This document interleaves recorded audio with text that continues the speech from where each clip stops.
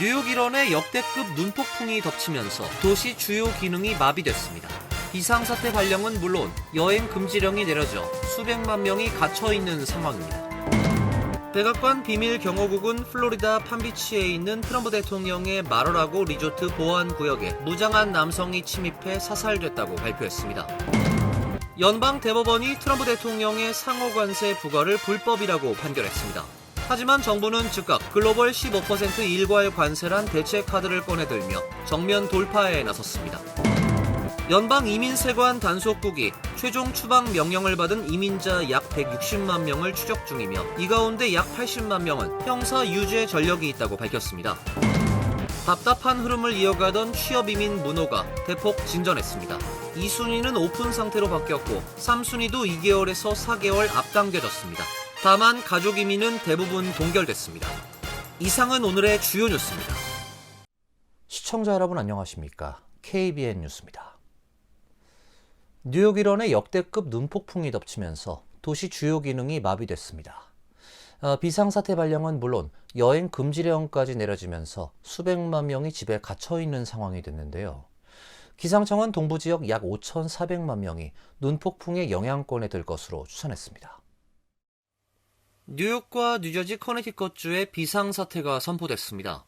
어제 오후부터 내리기 시작한 눈이 대부분의 지역에서 1피트를 넘어서고 지역에 따라 2피트가 넘게 내리면서 도시 주요 기능이 마비됐습니다.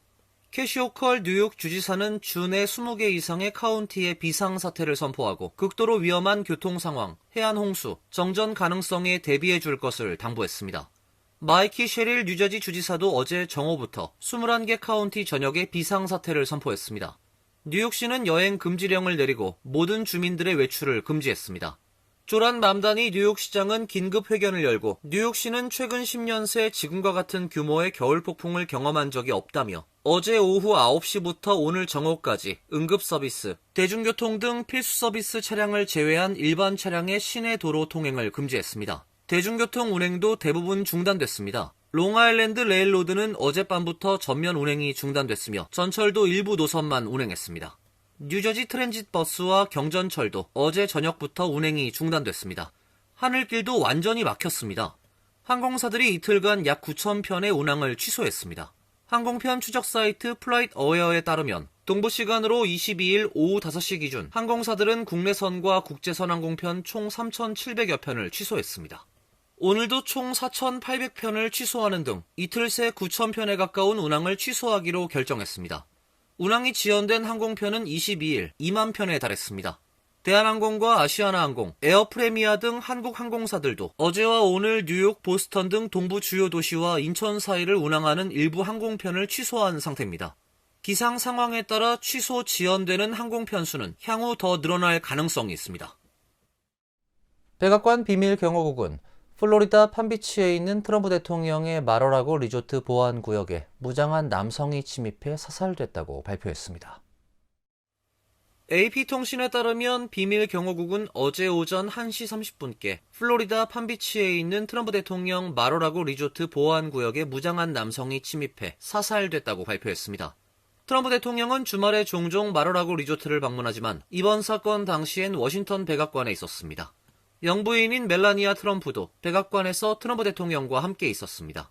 비밀 경호국에 따르면 이날 해당 남성은 다른 차량이 빠져나가는 틈을 타 마러라고 북쪽 출입문을 통과해 침입해 비밀 경호국 요원들과 대치했으며 제압 과정에서 비밀 경호국 요원과 판비치 카운티 보안관에 의해 사살됐습니다.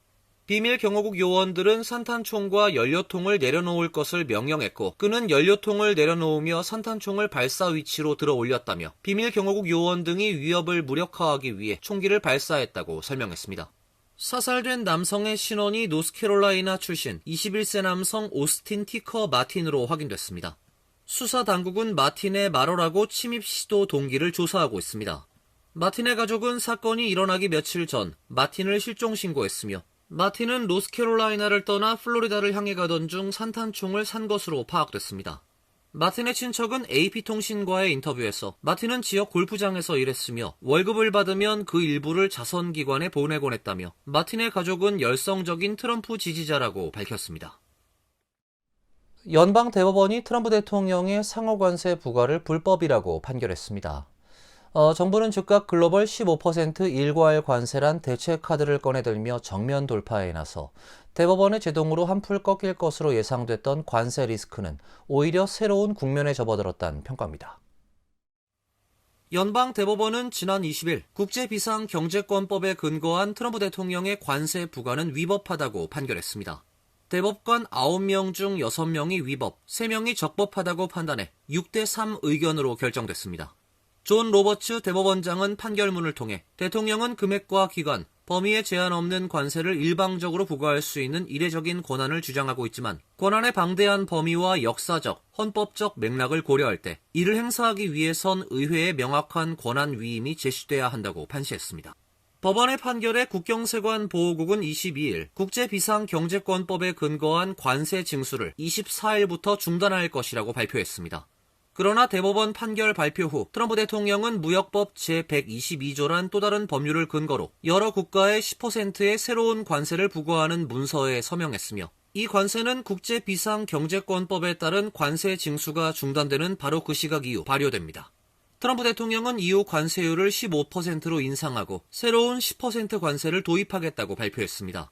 해당 관세는 24일 오전 0시 1분 발효될 예정이며 의회 승인 없이 150일간 유효합니다. 정부가 거두어들인 관세 환급 문제 역시 중대한 변수입니다. 연방 정부는 관세로 12월 중순까지 1,330억 달러 이상을 징수했지만 대법원은 환급 여부를 판결에서 다루지 않았습니다. 이에 따라 환급 문제는 하급 법원 판단에 맡겨질 전망입니다. IC가 최종 추방 명령을 받은 이민자 약 160만 명을 추적 중이며 이 가운데 약 80만 명은 형사 유죄 전력이 있다고 밝혔습니다. 토드 라이언스 이민세관 단속국 국장 직무대행은 지난 20일 연방 상원 국토안보 정부 사무위원회 청문회에서 미국 내 최종 추방 명령을 받은 이민자 약 160만 명을 추적 중이라고 밝혔습니다. 라이언스 국장은 해당 수치가 연방 법무부 산하 이민 판사들이 발부한 최종 명령 기준이라며 IC나 DHS가 직접 결정한 것이 아니라고 설명했습니다. 청문회에는 연방 이민 서비스국의 조셉 에들로 국장과 CBP의 로드니 스콧 국장도 출석했습니다. 최근 미네소타주 미니애폴리스에서 IC 단속 과정 중 발생한 총격 사망 사건 2건이 도마에 올랐습니다. 공화당 소속 랜드폴 연방 상원 의원이 주재한 청문회에서 의원들은 단속 우선순위, 바디캠 공개 여부, 무력 사용 조사 현황 등을 집중 추궁했습니다. 스콧 CBP 국장은 바디캠 영상이 검토 후 공개될 것이라고 밝혔고 라이언스 IC 국장은 지난 1년간 무력 사용과 관련해 37건의 내부 조사를 진행해 18건을 종결했다고 설명했습니다. 한편 CBS가 입수한 DHS 내부 문건에 따르면 트럼프 2기 행정부 출범 첫해 IC가 체포한 약 40만 명 중 폭력범죄 혐의 전과자는 14% 미만이었습니다. 60%는 어떤 형태로든 전과가 있었지만 다수는 비폭력 범죄로 나타났습니다. 이민자들의 상업용 운전면허 발급이 중단된 가운데 앞으로 상업용 면허 발급을 위해선 운전면허 시험을 영어로만 치러야 합니다. 그동안 제공되던 한국어 등 외국어로 제공되던 시험은 모두 중단됩니다. 숀 더피 교통부 장관이 20일 미국에서 모든 트럭 및 버스 운전사는 상업용 운전면허 시험을 영어로 치러야 한다고 발표했습니다. 더피 장관은 운전자가 도로 표지판을 읽고 법 집행관과 의사소통할 수 있을 정도로 영어를 충분히 이해하도록 보장하기 위한 조치라 설명했습니다. 플로리다주는 이미 시험을 영어로 시행하기 시작했습니다. 더피 장관은 많은 주가 상업용 운전면허 시험을 대행하는 회사들을 고용했으며 이 회사들이 운전자가 갖춰야 할 기준을 강제하지 않고 있다고 지적했습니다. 현재는 많은 주에서 운전자가 영어 능력을 증명해야 함에도 불구하고 다른 언어로 면허 시험을 치르는 것을 허용하고 있습니다. 교통부는 이번 주 초 557개의 운전학교가 기본적 안전 기준을 충족하지 못한다면서 문을 닫아야 한다고 밝혔습니다. 더피 장관은 연방 자동차 운송업체 안전국 조사관들이 트럭과 상업용 운전면허 학교에 대해 더 많은 현장 점검을 실시하는 동안 트럭 운송 회사들에 대한 등록 시스템과 요건이 강화될 것이라고 밝혔습니다. 현재 회사들은 몇백 달러를 지불하고 보험 증명서만 제시하면 허가를 받을 수 있으며 1년 이상 감사를 받지 않을 수 있게 돼 있습니다. 이에 따라 사고 책임을 회피하기 위해 여러 이름으로 등록한 뒤 사고 등 위반 사항이 발생했을 때 이름과 등록번호를 바꾸는 방식으로 처벌을 회피하는 관행이 널리 퍼져 있습니다. 답답한 흐름을 이어가던 취업 이민 문호가 대폭 진전했습니다. 2순위는 오픈 상태로 바뀌었고 3순위도 2개월에서 4개월 앞당겨졌습니다. 다만 가족 이민은 대부분 동결됐습니다. 국무부가 지난 20일 발표한 2026년 3월 영주권 문호에 따르면 대부분의 취업이민 문호가 일제히 진전했습니다. 취업이민 1순위의 접수 가능 일자와 비자 발급 우선 일자는 오픈 상태를 유지했으며 취업이민 2순위의 비자 발급 우선 일자는 기존 2024년 4월 1일에서 2024년 10월 15일로 6개월 넘게 진전했습니다. 취업이민 2순위 문호의 접수 가능 우선 일자는 오랜만에 오픈 상태로 바뀌었습니다. 취업이민 3순위도 숙련직, 비숙련직 문호 모두 진전했습니다. 3순위 숙련직의 경우 비자 발급 우선 일자가 기존 2023년 6월 1일에서 2023년 10월 1일로 4개월 진전됐고 접수 가능 우선 일자도 2023년 10월 1일에서 2024년 1월 15일로 3개월 2주 진전했습니다. 3순위 비숙련직의 경우 비자 발급 우선 일자는 기존 2021년 9월 1일에서 2021년 11월 1일로 2개월 진전했고 접수 가능 우선 일자는 2021년 12월 1일에서 2022년 6월 22일로 6개월 3주 대폭 개선됐습니다. 종교 이민을 대상으로 하는 취업 이민 4순위도 비자 발급 우선 일자는 2021년 1월 1일에서 2021년 7월 15일로 6개월 넘게 진전했으며 접수 가능 우선 일자는 2021년 3월 15일에서 2023년 1월 1일로 1년 9개월 넘게 대폭 진전했습니다. 취업이민 5순위 투자이민은 비자 발급 일자와 접수 가능일 모두 오픈 상태를 유지했습니다. 반면 가족이민은 대부분 동결됐습니다. 영주권자 직계가족 2A순위의 접수 가능 우선 일자만 기존 2026년 1월 22일에서 2026년 2월 22일로 한 달 진전했습니다. 나머지 가족이민 문호는 2월 문호와 같은 수준을 유지했습니다. 소셜 번호와 주소, 이름 등 핵심 개인정보가 유출된 것을 국가안보 차원에서 다뤄야 한다는 주장이 나왔습니다. 안전을 위해선 금융계좌를 자주 확인하고 주요 신용평가사에서 신용보고서를 확인할 것을 당부했습니다. 사회보장국 척 보르헤스 전 최고 데이터 책임자는 소셜 번호를 가진 모든 미국인의 개인정보가 정부의 부실한 관리로 위험에 노출됐다고 주장했습니다. 그는 지난해 8월 사회보장국에서 사임한 뒤 같은 달 내부 고발을 접수했습니다.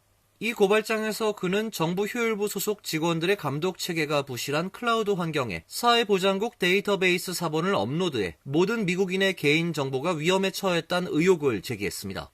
보르헤스는 사람들은 이를 또 하나의 데이터 유출로 생각하지만 그렇지 않다며 이 데이터가 반출되거나 다운로드됐다면 역사상 그 어느 때보다 쉽게 모든 정부 시스템을 상대로 사기를 저지를 수 있게 된다고 주장했습니다.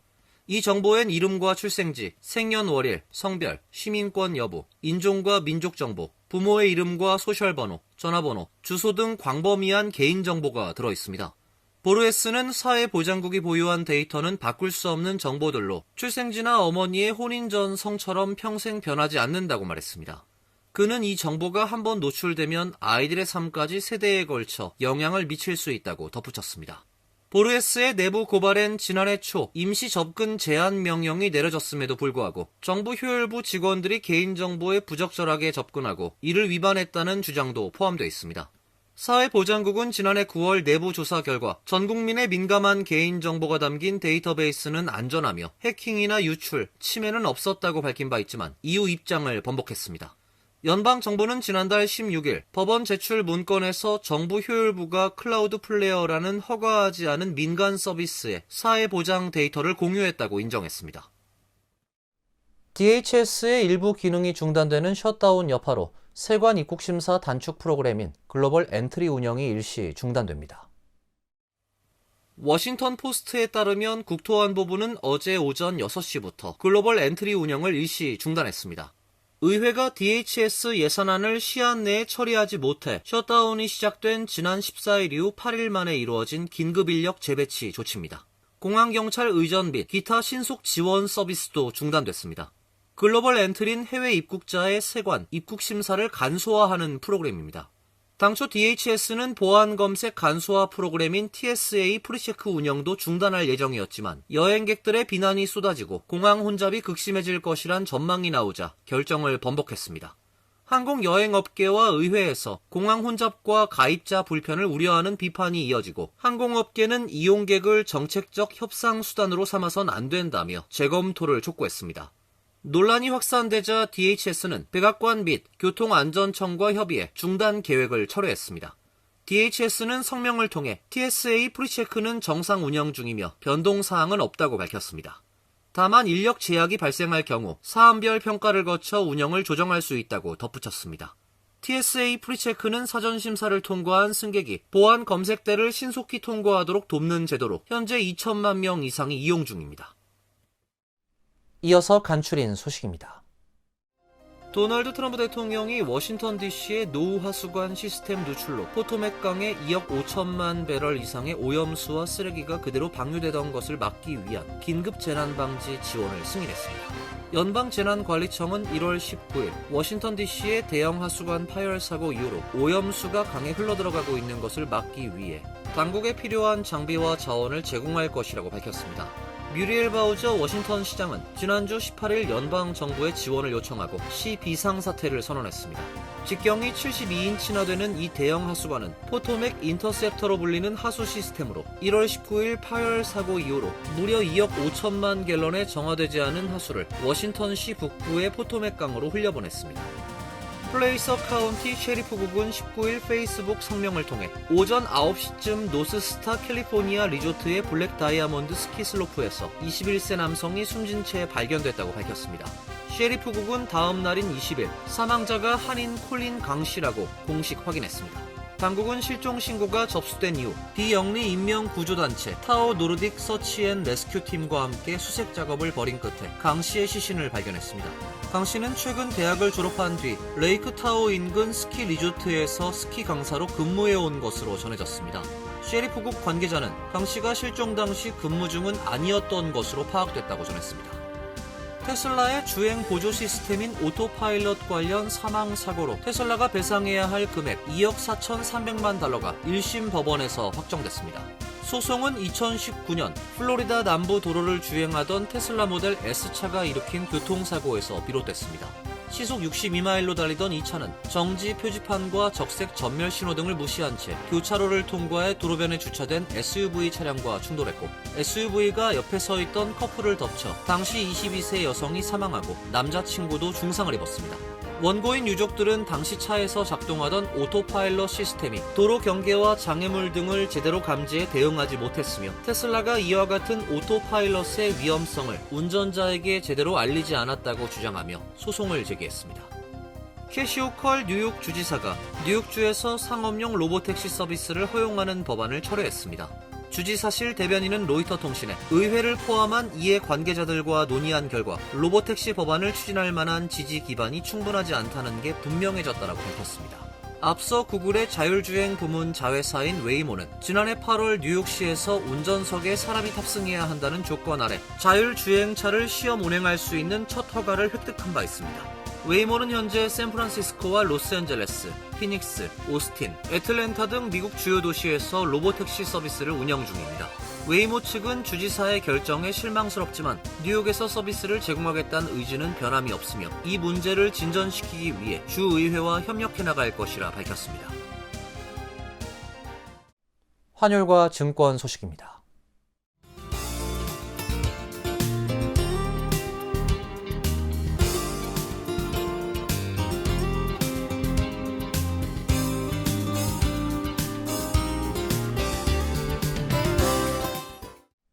이어서 날씨입니다. 내일은 약간 구름이 끼는 가운데 추운 날씨가 예상됩니다. 낮 최고 기온 33도, 섭씨 1도, 밤 최저 기온 25도, 섭씨 영하 4도로 예상됩니다. 수요일은 다시 눈 또는 비가 오겠습니다. 목요일도 비가 예보돼 있습니다. 이상으로 KBN 뉴스를 마칩니다. KBN과 함께 즐거운 시간 되시길 바랍니다. 동부 최대 한인방송 KBN이 제작하는 KBN 뉴스는 웹사이트 mykbn.com 그리고 유튜브와 페이스북에서 다시 보실 수 있습니다. 좋아요, 구독, 알림 설정은 뉴스 제작에 큰 도움이 됩니다.